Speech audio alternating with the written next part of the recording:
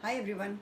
Today I'm going to tell you one of the best character and most powerful character in Mahabharata, and he is no other than Pitamaha Bhishma. The name of the story is Pitamaha Bhishma and his karmic result. Well, let me begin. Now, in the 18th day, that means the Kurukshetra war was over. In the 18th day, Lord Krishna with all the Pandavas and other Kuru members, they came to Pitamaha Bhishma, who was lying down in the bed of arrows. He was suffering through severe pain.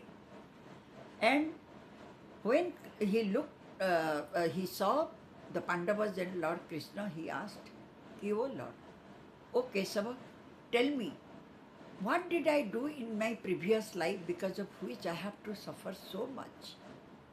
Tell me.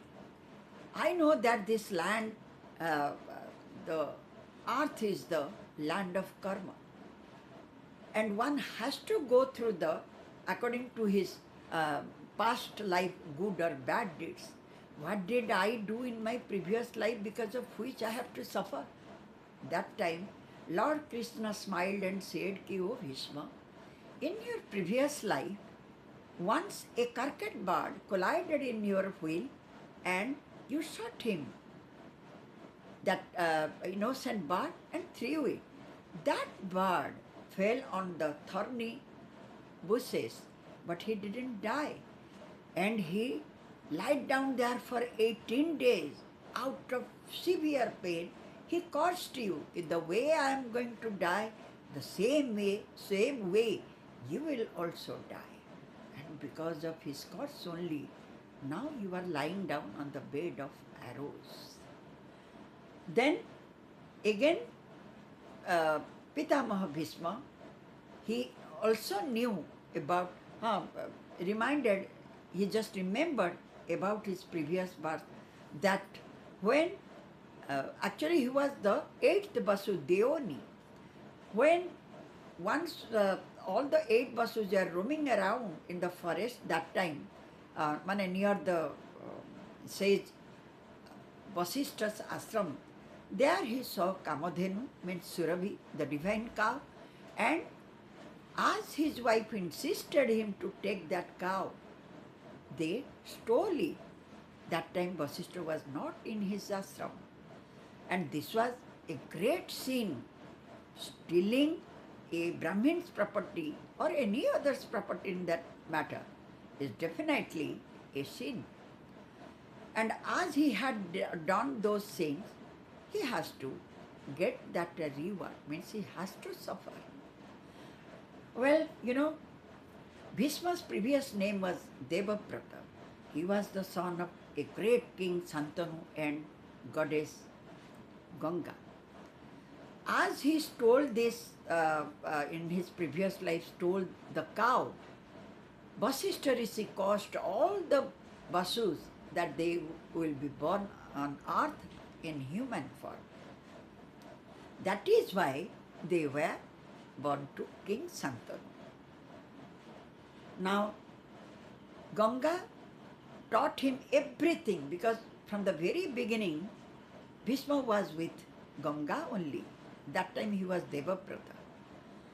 And he learnt all the Shastras, Vedas, Vedangas, weaponry, whatever, warfare, everything from Lord Parsuram and from other great rishis. So he was an expert in every knowledge, and he was very fond of his father, King Santanu. When he came back, when Ganga returned back, returned his son Devabrata to King Santanu, Santanu became very happy, and Devabrata was very fond of his father. Once when Devabrata noticed that his father was very remorseful, and when he came to know the reason, he had taken the vow that till to his death he would remain unmarried, and he would never become the king of the Hastinapur. These two vows he had taken. Well, he had kept his words, and he was very true to his words. He kept it.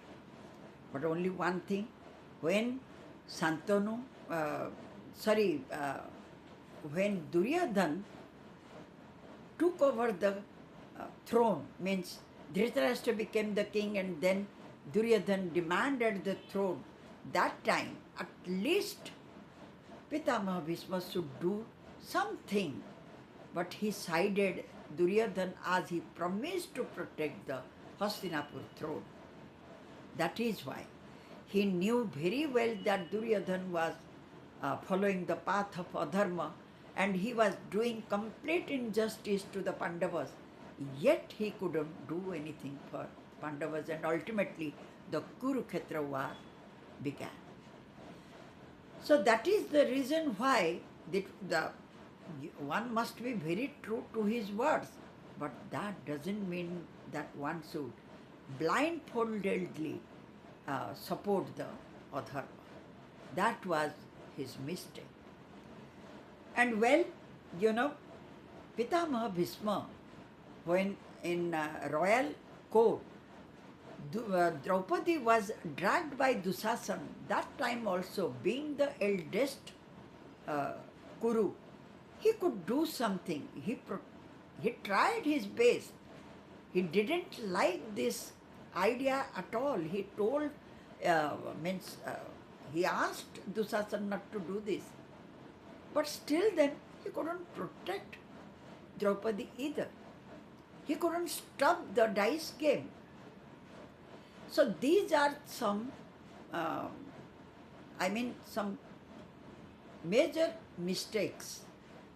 I don't know whether it would be taken as mistake or not, because he was a true follower of his words. So because of that he had to suffer. However, he kept his word. He became the commander-in-chief in Kaurava side. He fought for Duryodhan. But he knew very well that nobody could own over him. So, win over him. So when Yudhishthir with Lord Krishna and other Pandavas came at the night of 9th day war, he himself told Yudhishthir that he has to bring Arjuna in the war front next day with Sikhandi. Because when the weapon is in his hand, nobody can win over him. So if Sikhandi would be there, he is not going to hold the weapon. That time only Arjuna could do something. Thus Pitamaha Bhishma told Yudhishthir how he was going to be defeated. Actually, in the true sense, nobody can win over him. Anyways, Arjuna, Sikhandi stood before him before Bhishma and Arjuna as a human shield, and Arjuna pierced the arrows, shot the arrows to Pitamaha Bhishma, which pierced his armor. And ultimately he fell down from his chariot. Then he lied down on the bed of arrows. While his head was hanging position that time, he asked for pillows. And Duryodhan ran to bring the royal pillows. That time also he said, no, ask Arjuna. He can give me a pillow.